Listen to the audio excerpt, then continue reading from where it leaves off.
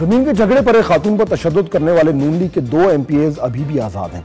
लाहौर के district and session जज ने पीर को इन दोनों लोगों को पकड़ने का हुक्म दिया।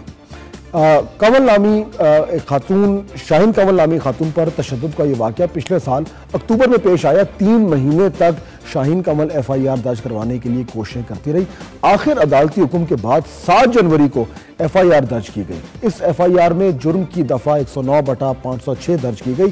7 जनवरी से शाहीन कंवल की कोशिश थी कि दोनों मुल्ज़मान को गिरफ्तार किया जाए, जिस पर आखिरकार अदालत ने अपना फैसला सुनाया और SSP ऑपरेशन को इस बारे में हुक्म दिया, मगर वो अभी तक आज़ाद हैं। शाहीन कंवल के इस केस ने एक बार फिर इस बुनियादी सवाल को जिंदा किया है कि किस कानून के तहत दोनों MPAs पिछले 5 महीनों से आज़ाद घूमते रहे हैं। अदालत में इंसाफ की मंजिल तो अभी दूर है, मगर तफ्तीश के जो बुनियादी तकाजे पूरे करने में अभी अगर इतना वक्त लगेगा तो इंसाफ कैसे मिलेगा, ये हम समझने की कोशिश करते हैं। और हमें ज्वाइन करेंगे लाहौर से साबिक सिविल जज, साबिक इंस्पेक्टर और हाई कोर्ट के senior criminal lawyer Safdar Shaheen Pirzada. Safdar साहब, बहुत शुक्रिया हमें ज्वाइन करने का। ये बताएं कि ये इतना ऐसा गुजर गया 3 महीने के बाद, 3-4 महीने के बाद, अब आज ये कहा गया है अदालत की तरफ से कि इन 2 MPAs हैं, इनके खिलाफ जो है इनकी गिरफ्तारी डाली जाए। कानून की खिलाफ वर्जी कहां पे हुई है इसमें, इस सारे एपिसोड में?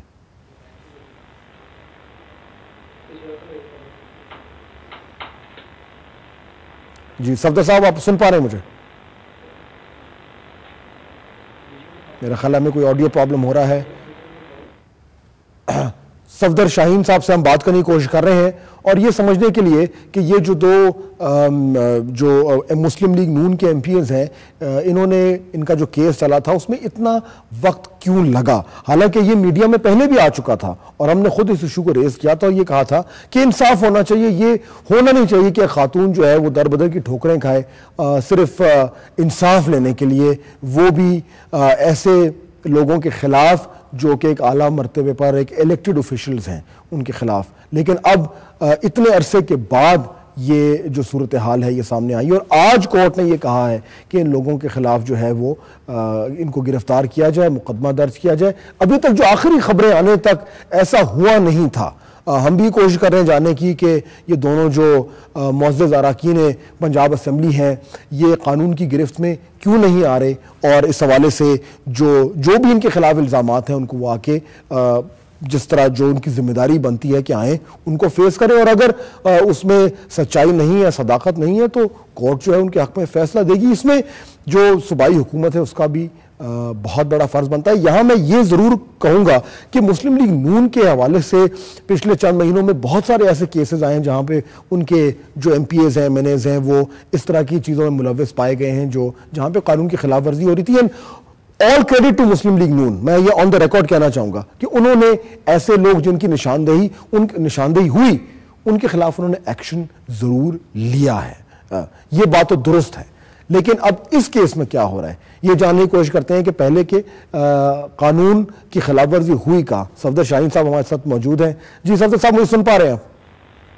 जी थैंक यू वेरी मच। सबसे पहली बात ये कि जब ये कानून की खिलाफ वर्जी हुई तो सेक्शन 54 और 154 जो CRPC के हैं बड़े वाजे है, और वो ये कहते हैं कि 154 CRPC कहता है कि फर्स्ट इंफॉर्मेशन रिपोर्ट दर्ज की जाए कि जो भी कंसर्न SHO जहां ये वकूआ हुआ था उस SHO को चाहिए था बगैर किसी देर के, बगैर किसी उजलत के फौरन FIR दर्ज करता, और उसके बाद जो रॉन्ग डूअर्स थे, जो कल्प्रेट्स थे, जो जिन पे इल्जाम आयद था, उनको गिरफ्तार करके तो पुलिस रूल्स 1934 और उनका जो चैप्टर 25 है उसके तहत उनके तफ्तीश शुरू कर देता। लेकिन इसमें उन्होंने ये किया है कि क्योंकि जो इसमें जिन लोगों पे इल्जाम है वो एक आम आदमी नहीं है, वो रूलिंग पार्टी जो पंजाब की है उसके MPAs हैं, तो उन्होंने उनको सपोर्ट किया है पुलिस ने, जो कि नहीं होना चाहिए। इस मामले के लिए थोड़ा सा इसको पीछे ले जाना चाहूंगा कि अगर आप CRPC तो एक छोटा कानून है, अगर आइन को देखें तो आइन के आर्टिकल 4, 8 और 25 बड़े वाज़ेह अल्फाज में इस बात की तरफ इशारा करते हैं कि तमाम शहरी कानून की नज़र में बिल्कुल बराबर हैं।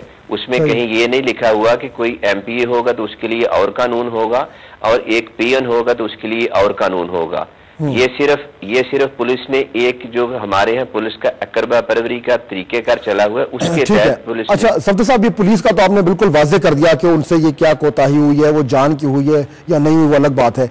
अदालत की तरफ से भी कुछ इसमें कुछ जो ब्लेम है उनकी तरफ भी जाता है, इतना लेट हो गया। अदालत की तरफ से मैं थोड़ा सा इसको इस हवाले से स्पेसिफाई करूंगा कि हमारी अदालतों में इतना ज्यादा रश है, आप सोच नहीं सकते कि जजेस हजरात सुबह 9 बजे बैठते हैं तो रात शाम 5 बजे तक काम करते हैं। और उसमें ज्यादातर प्रॉब्लम इसलिए आती है कि जो दोनों साइड के वकला है वो इकट्ठे पेश नहीं हो पाते। जो वकला जिन वकला के पास काम है वो बिजी होते हैं, कभी एक कोर्ट में बिजी हैं, कभी दूसरी कोर्ट में बिजी हैं, जिसका प्रोसीजरल डिले की वजह से आपके ख्याल में हुआ, ये इंटेंट नहीं है, प्रोसीजरल डिले है। नहीं, प्रोसीजरल डिले है जी, कोर्ट की कभी भी इंटेंशन नहीं है, क्योंकि अगर कोर्ट ने सब्सिक्वेंटली ऑर्डर पास किया उनकी अरेस्ट का तो कोर्ट को पहले भी ऑर्डर पास करने के लिए कोई अमर माने नहीं था। अच्छा, आज उन्होंने जब ऑर्डर पास कर दिया और आज शाम तक वो गिरफ्तारी नहीं हुई तो इसमें भी कुछ मसला नजर आ रहा है आपको?